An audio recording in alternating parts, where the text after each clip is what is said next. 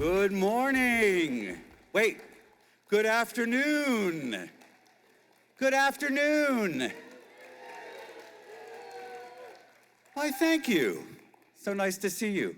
I think it actually cooled down a little bit today. Did you feel that? No, not at all?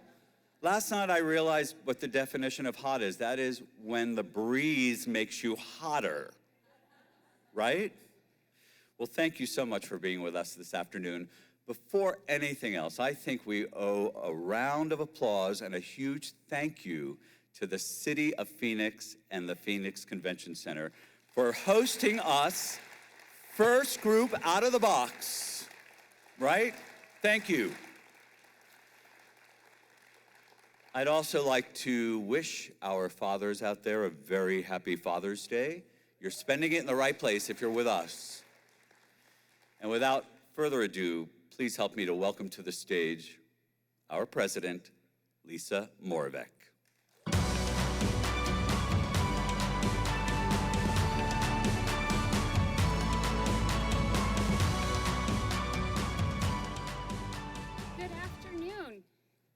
Good afternoon, and welcome to the closing general session. And I'd also like to wish everyone a happy Father's Day. Over these past few days, we have reconnected and explored some of the most critical topics of our profession. Our exhibit hall has been full of activity and new insights. And haven't we had so much fun?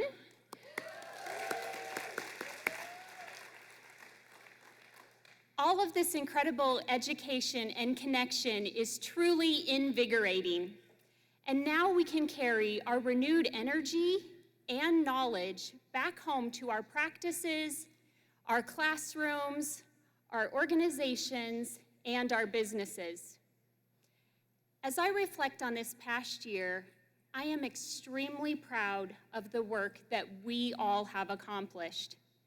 Our shared commitment to rise above the challenges has allowed us to make the most of this interesting chapter in our profession's history. It's truly a new day for dental hygiene, and our community is recharged and ready for what's next. And I am truly and deeply honored to have served as your 2020-2021 ADHA president.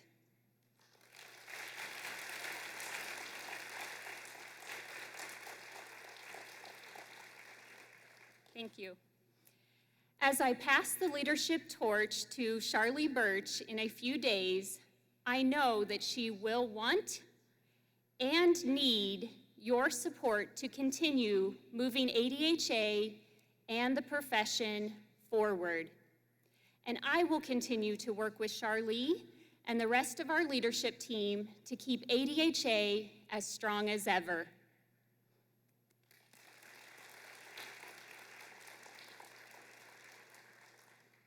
I am humbled to have been your president this past year.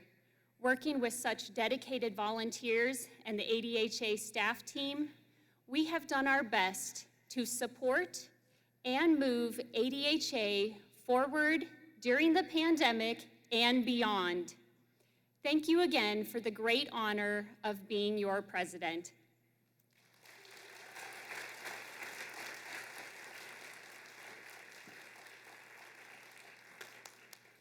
Thank you, Lisa. You took on a very big challenge, and thank you for seeing it through. Thank you.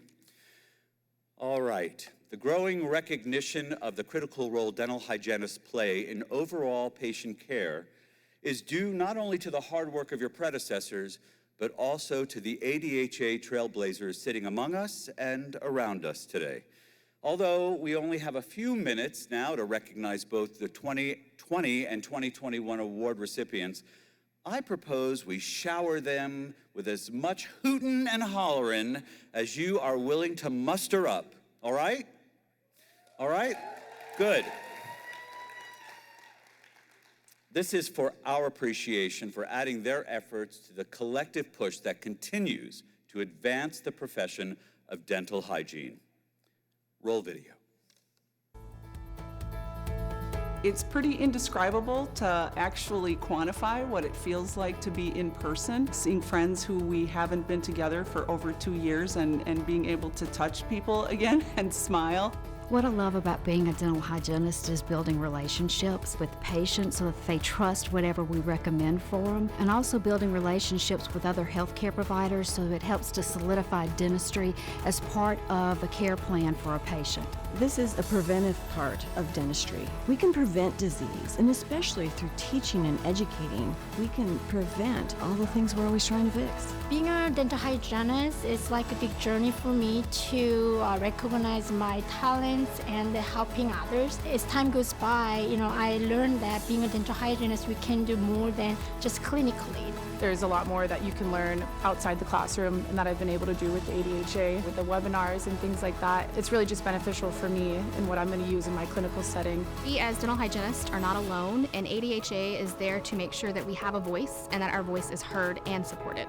The ADHA has always been there to give us support when it comes to legislation. Those things matter and impact our profession every day. I'm so grateful for my membership and those who advocate for not only the profession, but also for the people that we serve.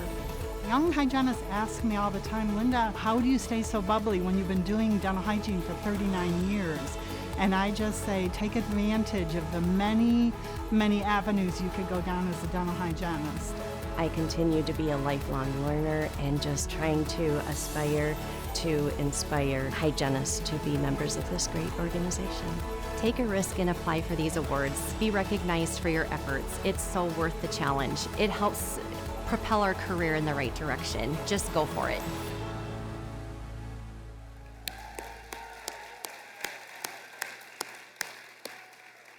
Well, from that video, I can tell you that only Brenda brought a fan section. See what I'm talking about? We got to beat that, all right, kids? All right, we got to hear from them. Let's meet them. Our first recipient is the winner of the 2020 Colgate Community Outreach Award. Please help us to congratulate Tracy Lochner.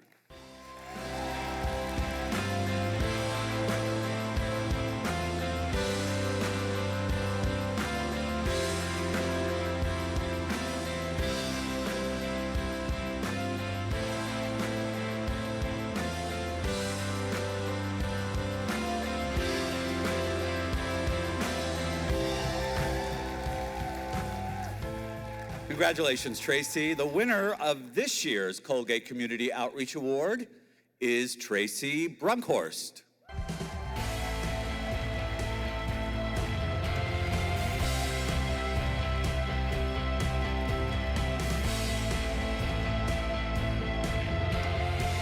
Congratulations, Tracy.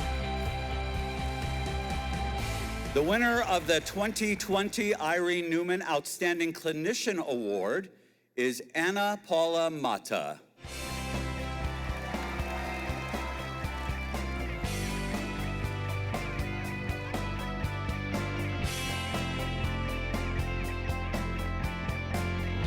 Congratulations, Anna.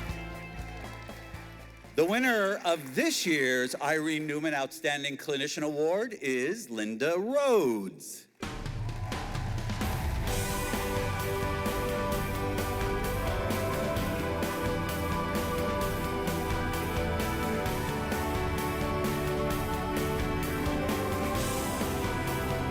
Stay bubbly, Linda. Stay bubbly. The winner of the 2020 Colgate Professional Membership Achievement Award is Tammy Filipiak.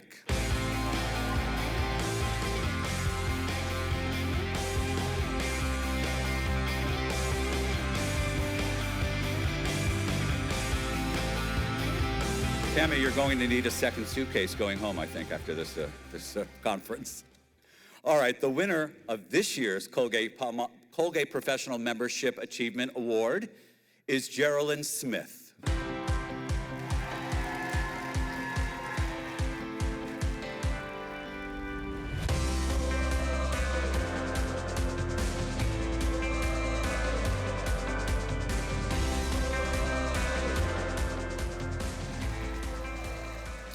The winner of the 2020 Crest Oral-B Educator of the Year Award is Brenda Armstrong.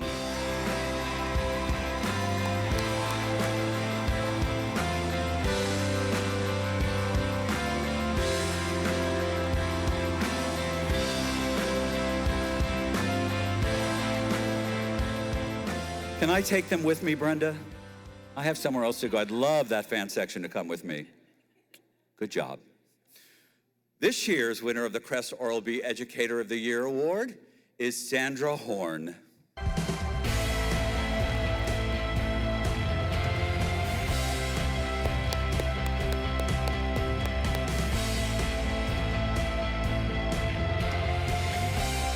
Congratulations, Sandra. There you go. The winner of the 2020 Esther Wilkins Future Leader Award is Hannah Zhang.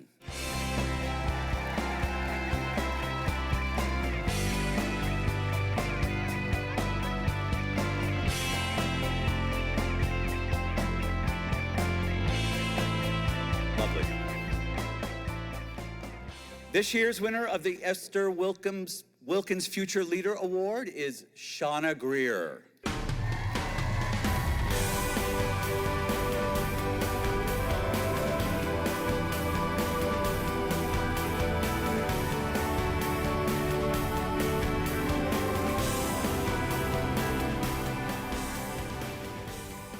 All right, our next winner could not be here, so I'm going to count on you to hoop and holler so loud she hears us.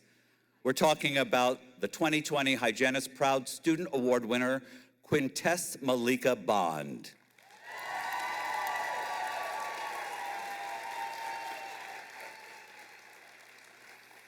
Thank you.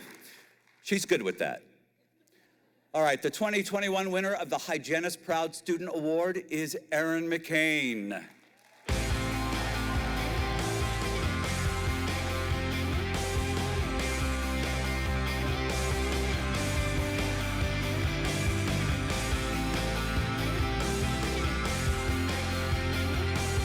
Congratulations. Thank you, Lisa. The Dentsply-Sirona ADHA Graduate Student Clinician Research Program encourages and promotes graduate dental hygiene students to participate in and conduct dental hygiene research and present their findings in poster competition.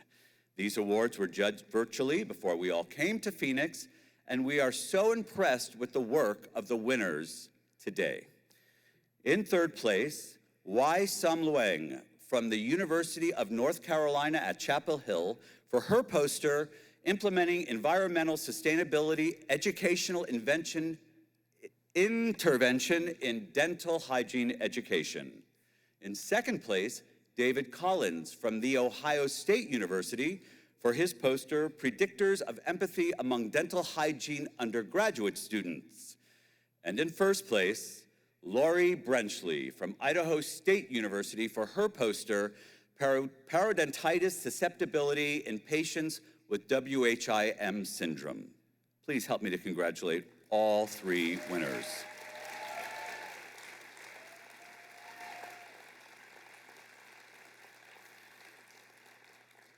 And to help recognize the achievements of our IOH liaisons, please welcome to the stage the chair of the ADHA Institute for Oral Health, Matt Crispin.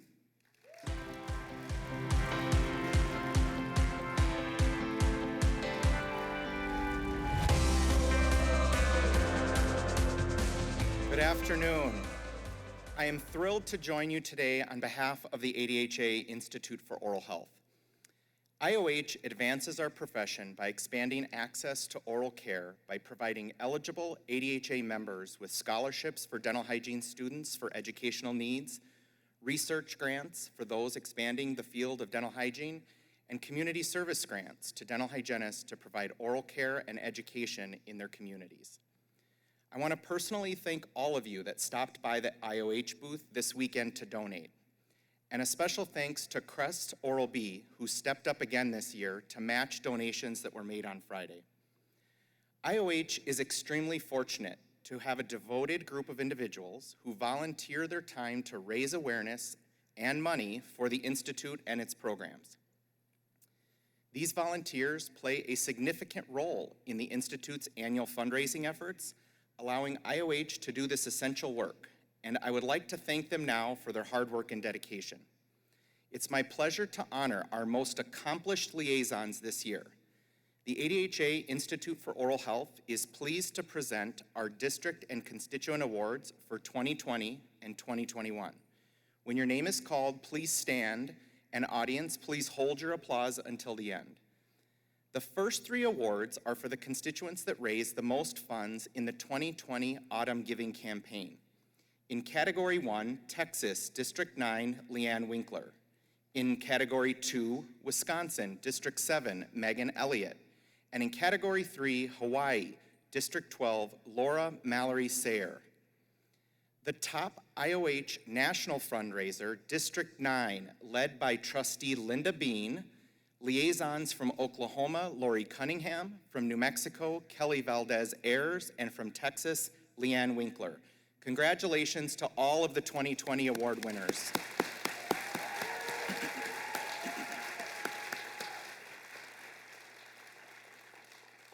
The next awards are for the constituents that raised the most funds in the 2021 Autumn Giving Campaign. In Category 1, Pennsylvania, District 2, Carolyn Wall. In Category 2, Nebraska, District 8, Heather Hesshammer. And in Category 3, Hawaii, District 12, Laura Mallory Sayer. Congratulations to all the 2021 award winners.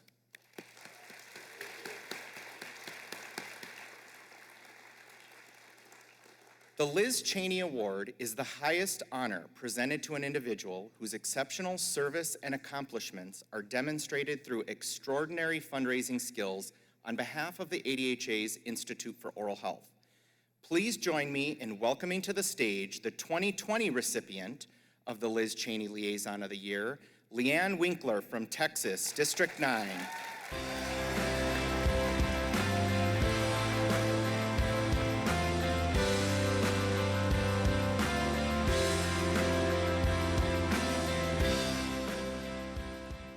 The 2021 recipient of the Liz Cheney Liaison of the Year Award goes to Carolyn Wall from Pennsylvania in District 2, who could not be with us today, but congratulations and thank you, Carolyn.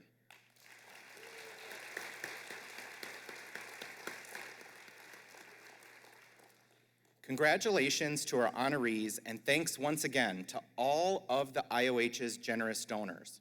Crest Oral-B has been a huge supporter and friend to ADHA for the last several years. And although our friends at Crest Oral-B are unable to join us today, their presence is certainly felt. We appreciate their various levels of support, as well as exhibiting and sponsoring ADHA 2021 On-Demand Virtual Conference on June 28th to the 30th. In addition to their tremendous commitment to our annual conference, they are also corporate sponsors of the ADHA's Institute for Oral Health. So thank you, Crest Oral-B, for all of your support over the years and for your strong commitment as our partner. Now, I'd like to share a message from Andrea Johnson from Crest Oral-B. Hello, and welcome to the Crest Oral-B 2021 General Sessions. I'm Andrea Johnson, a Senior Skill Influence Manager with Crest Oral-B, and it is my pleasure to welcome you today. I really miss being there in person and seeing all of your beautiful smiles, but I hope you've had a wonderful time at the ADHA meeting, and I look forward to seeing you in 2022. I want to personally thank the ADHA for the work they do with dental hygienists and everything they do to elevate our careers. They have been instrumental in helping hygienists out, and we truly appreciate them. I also want you to know at Crest Oral-B, we consider you, the dental hygienist, the backbone of dentistry.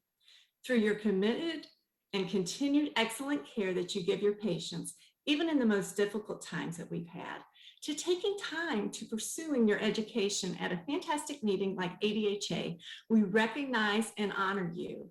And I'm happy to say that we will continue our Hygienist Proud mission.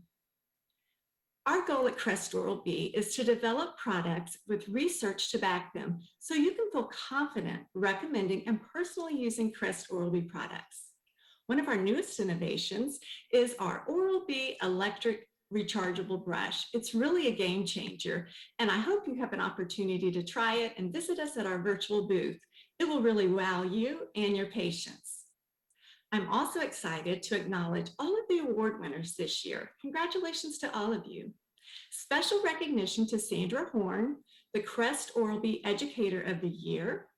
The Esther Wilkins Award went to Shauna Greer, and the Hygienist Proud Award went to a deserving dental hygiene senior student, Erin McCain. Congratulations to all of you. Now it is my time and my pleasure to introduce to you our fantastic keynote speaker today. That is not only a beautiful lady on the inside and out, she also has an amazing smile. Undoubtedly, the most recognized player of both the WNBA and Team USA, Lisa Leslie, was the most dominant player in women's basketball throughout her storied career. She became the first team sport athlete to win 4 consecutive Olympic gold medals after carrying Team USA in 1996, 2000, 2004, and 2008. She is currently the co-host of the CB Sports We Need to Talk. Lisa authored her own book, Don't Let the Lipstick Fool You, in 2008. And in 2010, she became the first WNBA player turned co-owner of the Los Angeles Sparks. I know you will enjoy her today as she shares her passions with you. So let's give a warm welcome to our keynote speaker, Lisa Leslie. I would always ask myself the simple question, why not me? Somebody's gotta be the best. But somebody told you you couldn't do it. Someone told me I couldn't do it too, but good thing we didn't listen to them. We have dreams, but we don't have the courage to really step out. Sometimes you have to step out on faith, right? Having the courage to finish something. Don't be afraid. Yes, you can start that business. Yes, you can do it. You can do it. You have to be able to execute and believe. Ask yourself, why not me? God's given us choice in life, and we have choices in life. We get a chance every day to make a choice. You have to have integrity. Be a person, a man or woman of your word. If you say you're going to do it, do it. Be accountable. So I'm asking you guys, why not you? Girls, who run the world? Girls, who run the world? Girls, who run the world? Girls, who run the world? Girls, who run the world? Girls, who run the world? Girls, who run the world? Girls, who run the world? Thank you all. Woo, thank you. I'm so happy to be out the house. I know you guys have been having an awesome weekend, and I am here to really help you guys to celebrate. Let me first say happy Father's Day to all of the men in the room. Are there any dads in the room? The lights are really bright, so I can't see everyone, but to all the dads out there, happy Father's Day. And to all the ladies, obviously we wouldn't be here without some men, so we're thankful to all the dads. I also want to thank Crest and Earl B. Thank you guys for having me here. I got to share a quick story with you guys before I really get into the reason that I'm here, and that is really hopefully to inspire you with my story. But this is just like come full circle for me because my sisters tease me all the time about my teeth. They're a little big, but they're perfect, right? And so, yay, I'm so excited to be here. And when I got the call, I'm like, are you really serious? Did you guys like see a picture of my teeth first before you called me? Because I get to tease my sisters about this. So thank you so much. I'm really happy to have great teeth. And although they're big, I didn't have to have braces. So I'm really excited that I'm here in front of all you guys. So a little bit about me. You know, I've really been blessed, I'd say, to play a sport that I didn't think, I was really not the sporty girl when I started out. But I have an awesome mom. I didn't meet my father, so I have a great mom who was also my mom and dad who really inspired me. And so I'm going to share with you guys my story, and hopefully it's inspiring to you. And as you guys pursue in your careers and families and things like that. Maybe you'll be inspired. You know, it's not easy wearing so many hats, but I'll tell you and share with you how I wear so many hats. But for me, it always starts out my day. I try to start out with a positive quote. So here's my quote for you guys. You never know how strong you are until being strong is the only choice you have. I feel like that was such an appropriate quote for when you look back at what happened to all of us in 2020 and 2021, right? We have been pushed to the brink of humanity in so many ways, and I feel like that strength that I didn't know I had, I feel like my children didn't know they had, my husband didn't know he had. We were all resilient, and I'm sure each of you can look around and think about your families and what we've all been through. Obviously, we've lost some people that we love, but we're strong and we made it. And so I like to really try to turn some things that are really negative into a positive, and I start my days out like that. And so I wanted to share my quote of the day with you all. I have no idea who said it, but there it is. So here I am. Before you know my name as Lisa Leslie, I was that 7-year-old girl who, you know, like so many kids, just hoping and dreaming that you could one day be successful. You know, I'm from the inner city. I'm from Compton, California. And now that, thank God, there was a movie out called Straight Outta Compton, you probably know where that is now.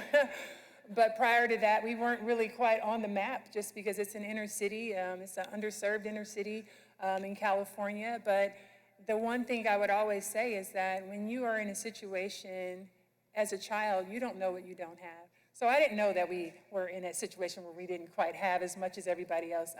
We had a lot of love in my family. I have 2 sisters, one older and younger, so I'm that special middle child for all the middle children in the room. Aren't we just the most versatile people you know?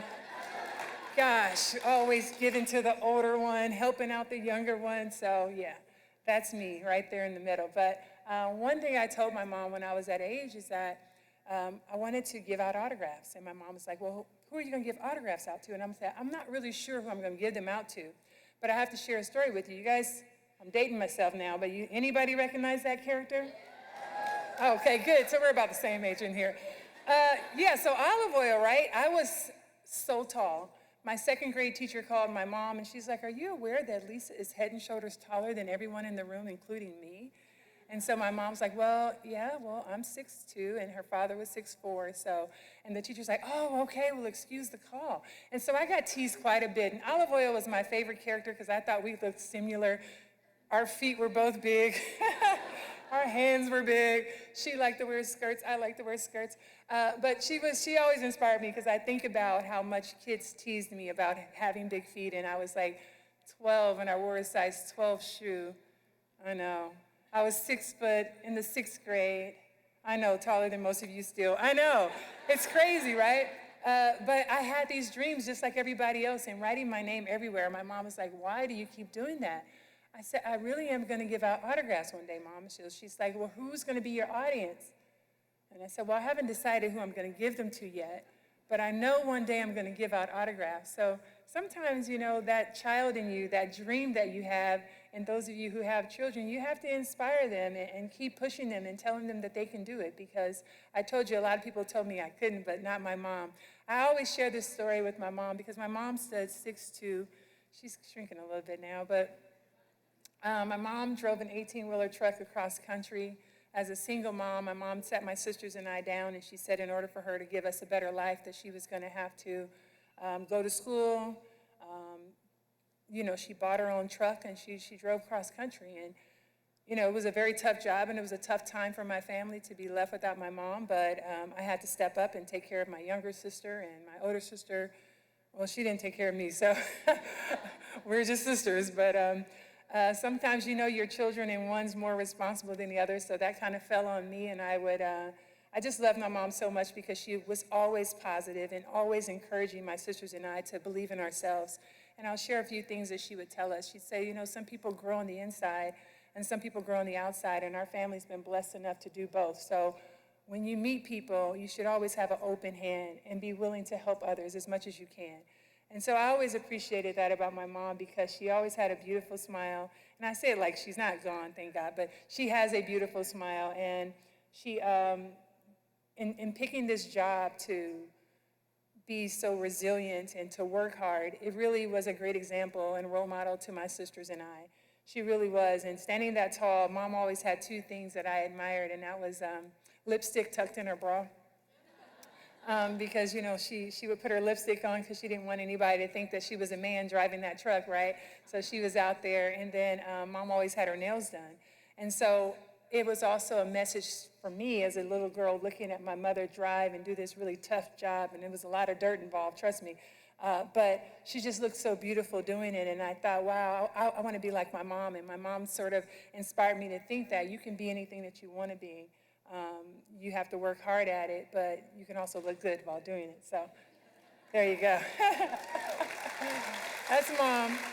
So Mom came with a variety of positive affirmations for my sisters and I before there was this thing of like, you know, really truly trying to motivate and drop seeds. I don't know. My mom just came from a generation and a time where she's originally from Texas, and at the time with my mom, yeah, go Texas. She's from Houston. And so at the time, we're getting even better. Go Houston. So, you know, when Mom grew up, being that tall back then was like, girlfriend, there are no clothes for you. There are no shoes for you. What are you doing? And so my grandma was like 5'5". My grandma was an ER nurse, like, you know, on Sundays, always dressed in a big, beautiful hat with her Anne Klein. You know, she was just so fashionable. And then my mom's here standing like, not quite sure what we're gonna put on you for clothes. And I think with my mom kind of growing up with being tall is negative, she switched it around, and when she had children, it was like being tall is positive. And so I share that with you because it's all about a mindset, right? How we control our thoughts and our minds really can affect our outcome. And so Mom would always provide my sisters and I with positive information about being tall, right? Some people grow on the outside, some people grow on the inside, and our family's been blessed enough to do both. So we're tall, hold your head up high, and it's okay. And when people make comments about your height, just know that they wish they were taller. I'm glad you like that. So for me, at 6 foot in the 6th grade, I was just growing like a weed. I mean, I don't know what was happening. I'm like, God is so funny, right? I was in line twice for height, I don't know. But I just kept growing and passed up everybody in the house. But Mom would share with us the 7 Ps, and the 7 Ps are so important because even my kids, you know, will say the 7 Ps, but it's proper prior preparation prevents piss poor performance. And Mom would say that so much, but it really applied, and you almost got mad that she was right about everything, but it was sort of like if you studied for your tests in school, right? When you prepared and you were there doing the hard work, when you got to the exam, you had success. And when you didn't prepare, you didn't have success. And so it always worked out whenever there was preparation happening for whatever it was that we wanted to achieve. So I keep the 7 Ps with me because it was important even through basketball to recognize the importance of the preparation and practice and the hard work. And I'm sure for all of you in your jobs, it's important for the preparation, the hard work to be prepared, right? To continue to educate yourself on what it is that you're going to do in order to have success. So it always made sense. So I keep the 7 Ps with me. But then I started playing basketball. So let's talk a little bit about basketball, since that's one of the reasons why I'm here. Basketball, I was not a basketball kid. I was not really a sports kid. Listen, I was in the drill team because they didn't fall down. I was playing, I jumped double dutch all the time in the streets, jumping double dutch, 2 ropes, right fast. Thank goodness for that footwork. But how I got into basketball was the admiration of another girl. I saw this girl in middle school, first day, 7th grade, and everybody was like, hi. They were saying hi to her. Hi. Her nickname was Shay, right? So everybody's like, hey, Shay. Hi, Shay. And I'm looking like, who is Shay? Like, how come everybody knows her name? And they're like, oh, that's Shay. She's on the basketball team. Well, what do you know? Now I want to be on the basketball team. Just like that, guys. I just wanted someone to know my name. Isn't that funny how kids think, right? The mindset of wanting to be known, pretty much why you know me. I I wanted someone to know my name. And so Shay played basketball. I had never played basketball a day in my life, never really sweat that much to really think that I was going to actually go out and play. Listen, I have a family full of girls, my cousins, all girls. I don't know what's up. My mom, my sisters. My mom has 4 sisters, 2 brothers. So when I tell you there's like 20 girls and 3 boys, it's crazy. But my cousins were so like tough and rough. Like they were the girls you would think would play basketball. You know where I was, right? I was on the sideline. Like, does anybody need any water? You guys need anything to drink? Like I was so scary. And for me to be the one who turned out to be a professional athlete is really like laughable to my family. Everybody's like, who would have thought? I'm like, I know, right? Like I'm so tough now. But when I was a kid, I was not. And so it was so interesting that Shay like sparked something in my head that I think I want to play basketball. And I'm originally left-handed. I have this in my left hand. I eat with my left hand. Those of us that use both our brains, thank you, to both sides, you know, really smart in the room. So I was left-handed. My first day I tried out for basketball. I go out there and the coach says, you know, all the girls that are right-handed get on one side, all the girls that are left-handed get on the other. I'm the only lefty out there. I'm standing over there by myself. I'm like, dude, why would you separate us like this? So anyway, all the girls go and make a layup. Again, I had never picked up a ball. I have no idea what happened, but let's just say I probably threw it over the rim. Awful. But here I am, out here for tryouts because Shay is here. Day 2, I come back and I decide I will never be left-handed again. From that day on, I played basketball with my right hand, got in line with all the other girls, and well, I made it. So, the end of the season, I never knew anything about a trophy or winning. I'm just here because Shay's here and they know her name, and I hope one day you know mine. And we win. Our team goes 7-0. Now remember, at this time, I'm about 6'1", so clearly I'm closer to the rim than most. But I'm 6'1". I figure that you got to throw this ball off that square at the top, and look, everybody gets all excited, so I like that. Our team goes 7-0, and I get this little trophy with a boy on it. Look at that, just sexist, right? No. Anyway, I got really excited about this little boy. I get a trophy, and I was like, that's it, I'm playing basketball. Like, you get a trophy. Nobody told me you get a trophy. I always laugh, though, because this trophy is, like, so small. And that little boy, he just inspired me to be the best I could be. So I go on. So listen, guys, I get to high school.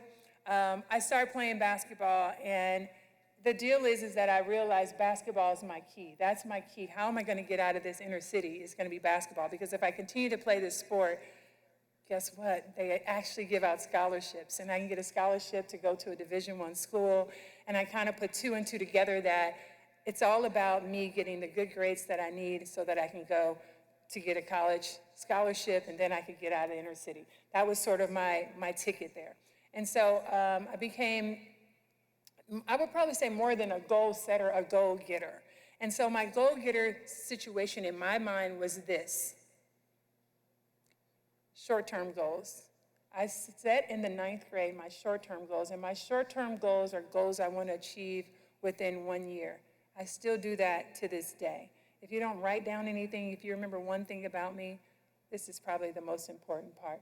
When you have goals in your life and things that you want to do, I believe it's important to put that out in your universe. You have to see it. You have to write it out. And so for me, I would write down my short-term goals, which are the goals I wanted to achieve within 1 year, and then I would write down my long-term goals. And my long-term goals are goals I wanted to achieve within 5 years. And so again, here I am as a 9th grader. I started writing down these goals, and I wrote down the goals that I wanted to achieve in the classroom, which was a certain GPA, and then I started to write down what goals I wanted to achieve on the court. Now, clearly you can see I'm type A, structured, organized person here, right? But I'm playing a sport which is very creative, and it's a little bit different. And so by me setting these goals for myself, this became really the key to my success. I would pin these goals on my bathroom mirror and on my refrigerator, because a girl's got to brush your teeth at least twice a day, right? Do you know I've been saying that for like 20 years when I talk to kids, and now here it is, me telling you this? So good. I just realized, see, brush your teeth twice a day so you see your goals. And, well, a girl's got to eat, so it's on the refrigerator. And so whenever I would see my goals, it made me realize things that I needed to sacrifice in order for me to reach those goals. And I know it sounds a little bit probably too structured maybe for a child, but for me it was very important. When you, depending on what your situation is and how you're living, right, that's how you stay hungry and creative in getting after your goals. And for me, that was really important. So I would see those goals, it meant it was time for me to make sacrifices. Instead of me hanging out with my cousins and going to the mall, I was heading to the gym. I was in the gym shooting 100, 200 shots a day, twice a day, just constantly honing my skills so that I could reach those goals. Well, I started to reach goals, and then it really got cool. Here I am a sophomore in high school at Morningside High School in Inglewood, California. I show you this picture because, you know, my haircut was a little, you know, odd. And this was the first time in my life that I experienced failure. And it's really important to me because failure, we don't always make it. We don't always have success. And how you deal with failure in life is really important for us mentally as well as physically. And so what happened? Yeah, it's just a basketball game, and sometimes it is just a game. But our team went to the state championship for the first time. We get there, we are in the state championship. My coach calls a timeout. There's 4 seconds left on the clock. It's our ball. He draws up this play, simple play. Lob it to Lisa, who's now 6'5", mind you, because I was still growing. Just throw it up to me, and I'm the closest to the basket, right? I'll make the layup, we'll win. It's 4 seconds left on the shot, on the clock. Problem is, I missed that shot. Man, that sucks. Now, one thing about sports, you always remember your losses more than your wins, which is not good, but it is true. So I missed that shot. Our team didn't win the state championship. That was a really big deal for me as a person who had set all these goals, and obviously my goal was to win the championship.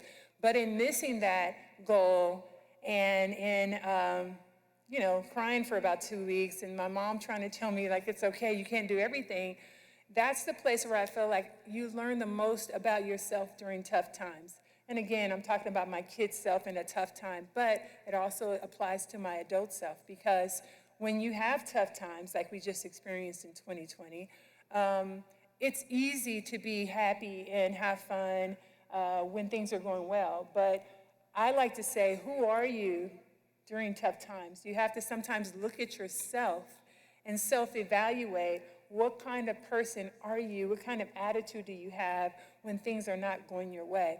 And so for me in the 10th grade, I had to experience that. We came back the next 2 years. We won state championship, which was great because I tried to make sure that game was not that close. But we did win 2 state championships. And the point is that sometimes when you set goals, you don't always reach them.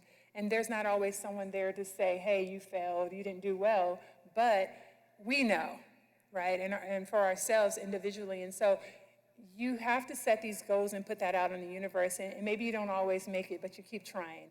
And every year, I'm not going to say that you're going to have this major success, but you work hard, and sometimes you still end up by the stars, right? So we won these state championships. And what happened was my senior year, this team was called Morningside High School. They were the Monarchs, and I went to this school for the first time a day before 9th grade. So I'm not from Inglewood, I'm from Compton, but we moved to Inglewood, right? So I go to this school that has a very good basketball team, and they have this school tradition that every year their senior captain tries to score as many points as possible in their last regular season game. I have no idea why they do this, okay? But here I am, I'm a freshman, and I follow along this because I was a follower back then. Anyways, so here we are, we're passing the ball to one of these girls, and she scores like 50 points, and I'm like, oh my God, it was amazing. So my sophomore year, we do it again, and the senior scores 59 points. My junior year, the senior scores 61 points. So here we are, I'm the senior captain, my senior year, and I'm trying to score more than 61 points. Now, of course, I'm very nervous. This is just a lot of pressure, and you're like, 61 points, I don't know if I can do it or not. All I can tell you is that I kind of blacked out, and when I came to, the score at halftime was 102-24, and I had scored 101 points in a half of a basketball game. Crazy, right? So here we are. This is a life-changing moment, right? I wrote out all these goals. These are things that I wanted to achieve. I wanted to be, one of my 5-year goals was to be like one of the best players in the nation, right? So now I score 101 points in a half of a game. And I'm like, oh, cool. I go to the movies. I come back home. The next day I go to school.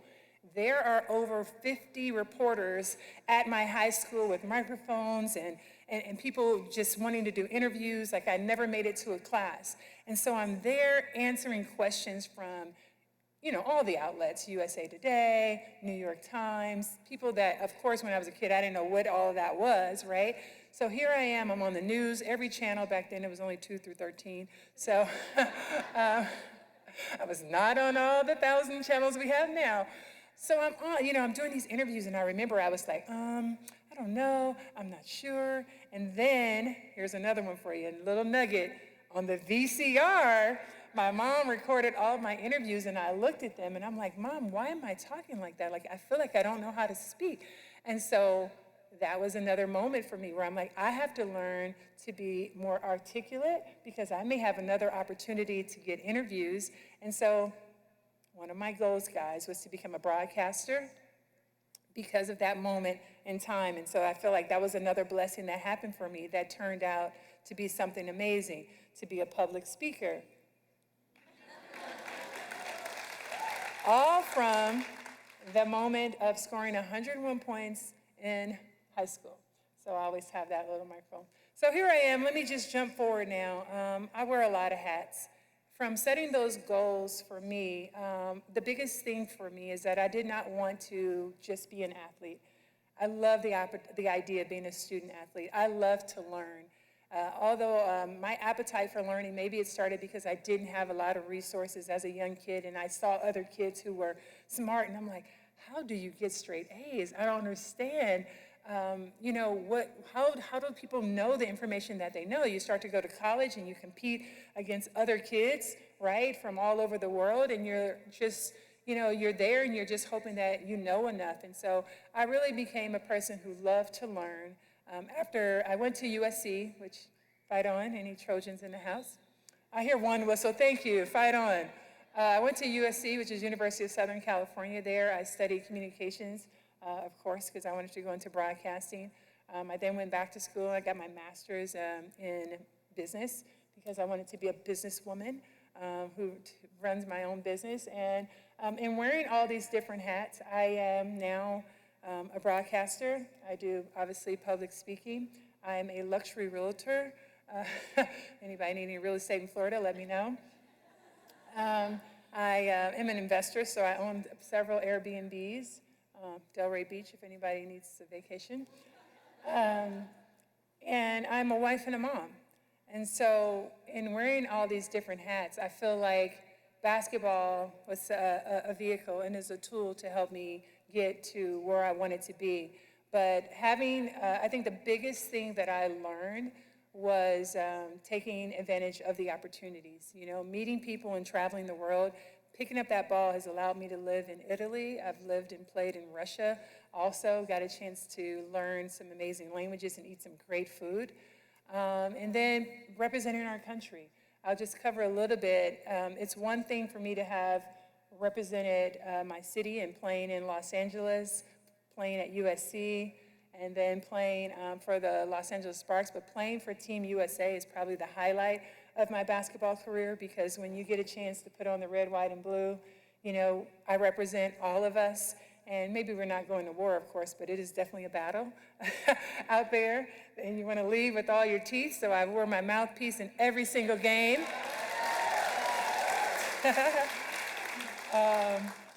But I have had the honor to play in 4 Olympics and, as they said in the introduction, win 4 Olympic gold medals. Yeah, so.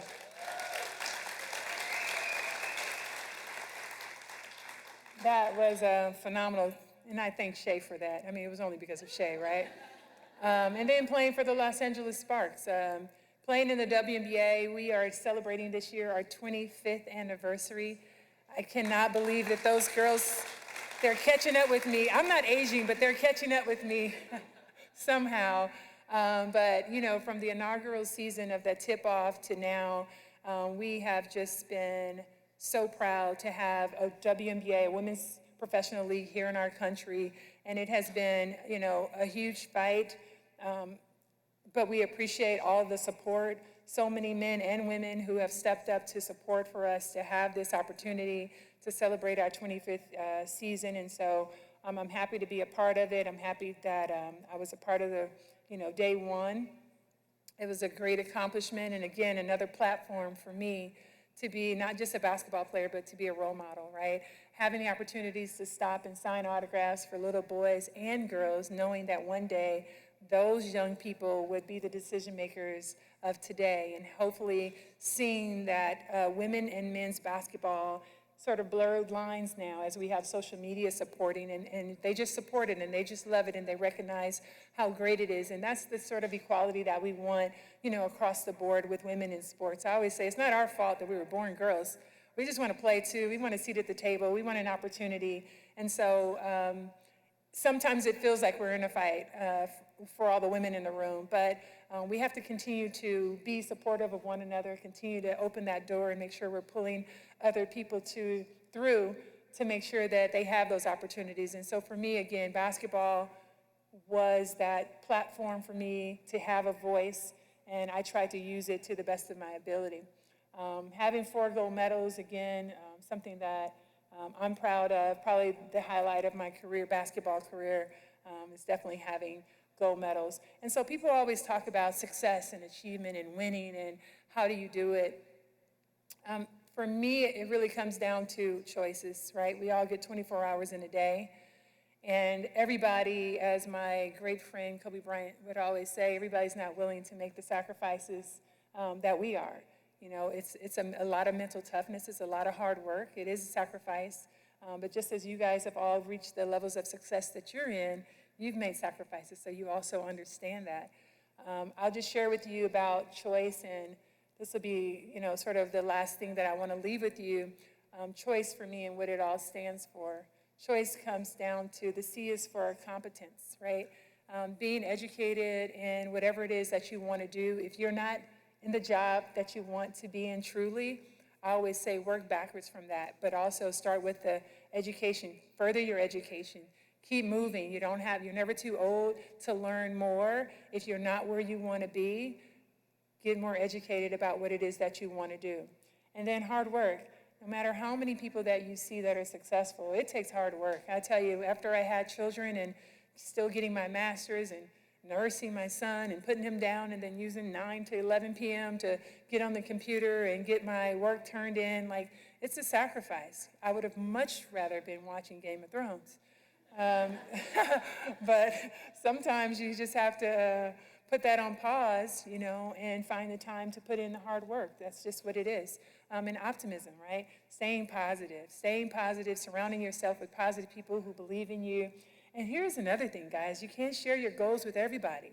You just can't. Everybody's not there for you. So if you're in a place where you live that you can't share all your goals, make your small vision board. Have your notepad, if you can't put it on your mirror, out somewhere where you can see it, but stay positive, keep moving forward, because negativity only drops you, brings you down. I tell my daughter who plays tennis, I'm like, anytime you go negative on the court, you might as well like put a little anchor on your heel and just jump in the water, because you're just sinking and pulling yourself down, when all it is a mindset. And that mindset is something that we can control. We have to take a deep breath sometime and find the positive silver lining in whatever the situation is. And you know, if we've done it in 2020 and survived that, come on now. We can do anything, right? Yes. And integrity. I think it's just a word that we don't use enough, but to operate in integrity, if you say you're going to do something, do it, be accountable, be reliable. That was important to me as a teammate, to show up for people, and even as you work with other people. Sometimes we have the information that someone else needs, but you look and sometimes you make that decision like, I am not about to help her. You know, but there's also that opportunity where you go, you know what? Let me offer you some help. Here's X, Y, and Z. How can I be of service to you? And sometimes we have to change our mindset, not based on emotions about what we're going through with people, but what is the right thing to do in terms of integrity and how we should treat another human being. Courage. Courage is important because sometimes we all have amazing dreams, amazing thoughts, creativity, but we don't have the courage to bring it to the table, right? Because we're afraid that, well, what if it's not that good? Some of us second guess ourselves. Have courage. The worst thing that could happen is that they say no or it doesn't work. So what? We have to keep trying. You have to have the courage, and you have to be surrounded by people who enforce you to like, hey, go for it. You try it. If it didn't work out, everybody who's invented something or all of these new apps, even I've been in a failed IT situation. Gosh, it's awful. But I love the fact that I tried. We tried to put together some stuff. You know, it didn't quite work out, but you had to have the courage to step out and believe in yourselves. It's really important. So I encourage you to do that. And the last one is execution. Have you ever, and don't raise your hands, but sometimes you know people who have these amazing ideas, right? They're like, oh, I know what we could do. I got the next best plan. And they start to talk about it. And then there's like nothing. Like, dude, execute. See it all the way through. You have to finish the job, finish your goals, finish what you're thinking about. Sometimes it is just a thought. Sometimes you write it down. But sometimes you got to just push through. And you may fail. That is a possibility in almost everything that we do. But what if you don't? What if you don't? So execution is really important. Choice, for me, those acronyms have really been helpful in my life and my ability to be successful in all that I do. The last thing before I leave you guys is just balance. I don't know if that word really is, we talk about balance a lot, and trust me, I am out of balance all the time, because sometimes it's more work, sometimes it's more family, sometimes it's just more food and cooking. I don't know. I'm not always in balance, but family is very important. So I wanted to make sure I shared with you that I'm here because my husband's, who on Father's Day, is home. That's my husband, Michael. We have been married, I never get it right, 16 or 17 years. He keeps up with it better than me. He's into numbers. But my husband, yeah, he's just better at it. I'm not going to lie. I think 17 years, but I'm always wrong. Yeah, my husband is, he's really amazing. My husband served in the Air Force. He went to the Air Force Academy. He served in the Air Force and flew in Desert Storm and Desert Shield. So happy Father's Day. And then we got together and had some babies. So there's Lauren. Lauren was a baby then, but she's a big girl now. Then I have a son, MJ. And just, you know, and having kids and being a career woman and trying to balance it all, oh my gosh. Remember that commercial like Cal John, Take Me Away? Yeah, you know, you have those moments, right? Because it's not easy. I'm like making breakfast and dinner in the morning, trying to get them, you know, situated, especially with this whole homeschooling. That was a whole curveball in itself. You know, trying to make sure I get a chance to go to the gym, getting into the office for myself. It's not easy when you talk about balancing, you know, life and a family. But one thing I can say that 2020 and 2021 has taught us, it's given us clarity on what's most important, right? 2020 has given us 2020 vision on what's most important, and that is family, right? Making sure that we keep our family first. You saw in the video, I became a TikTok mom only because of the pandemic, and it made me just sit down and go, what are my kids into? What's making them happy? You know, trying to meet them where they were, and TikTok it was. So I got quite a few dance moves on my hands now. But it's been an amazing opportunity to be a role model, you know, just for my own children. So family first, and balancing everything that you guys do. But choices, whatever choices that you make, just know we all get 24 hours in a day, and I hope you guys make the best choice. I'm Lisa Leslie, and thank you for having me.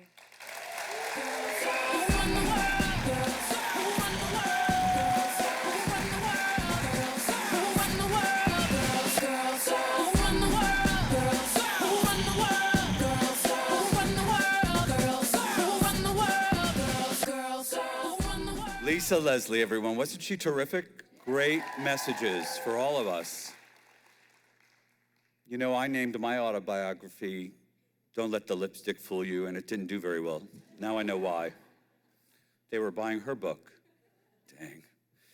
All right, thank you to Crest Oral-B for supporting this incredible program this afternoon and for sharing inspiration as we begin saying our goodbyes. It has really been such a pleasure being here with you at the ADHA Annual Conference. Let's do it again next year. Live, yes? Please?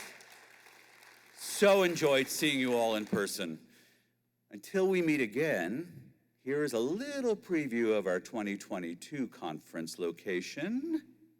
We'll see you there. Bring it up.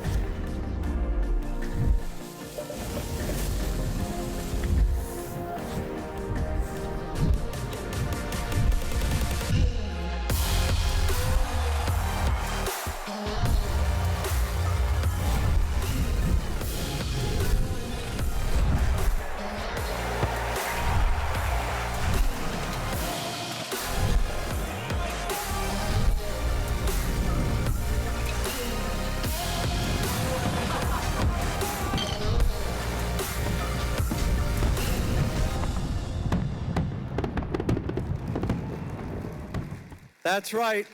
We will see you next year in Louisville.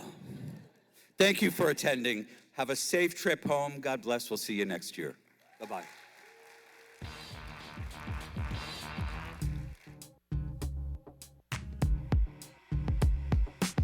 What you need,